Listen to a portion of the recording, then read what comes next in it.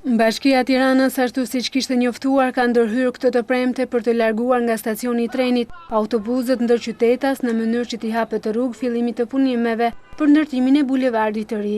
Bashkia e Kryeqytetit ndërpret në mënyrë përfundimtare funksionimin e stacionit të autobuzëve ndërqytetas, i cili deri në ndërtimin e terminalit multimodal do të zhvendoset në sheshin që ndodhet në rrugën Dritan Hoxha. Zhvendosja e stacionit të autobuzëve ndërqytetas do të pasohet edhe me largimin e banorëve nga shtëpitë të cilët preken nga ndërtimi i bulevardit të ri. Por ende pa nisur kjo, kanë filluar pak kënaqësitë e para të pronarëve, të cilët thonë se kompensimi ofruar nga Bashkia e Tiranës është minimal dhe se me paratë e marra ata nuk arrin të blejnë asgjë. Për 1 metër katror truall, Bashkia ka dhënë kompensim 23.000 lekë të reja, shifër kjo qesharake për pronarët, të cilët paralajmërojnë se do të nisin proceset gjyqësore me Bashkinë e Kryeqytetit. Unë kam marrë çmimi o jashtëzakonisht i ulët. Pa flasëm për gjithësi për familjet.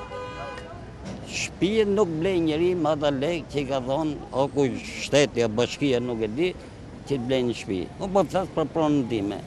Duhet të jetë çmimi real i pronës. Kam 919 metrë deri ke kolonët e stacionit të trenit. Kaq duan. Do bëj me gjyq mrapa këtyve nëse s'ka rrugë tjetër dalje.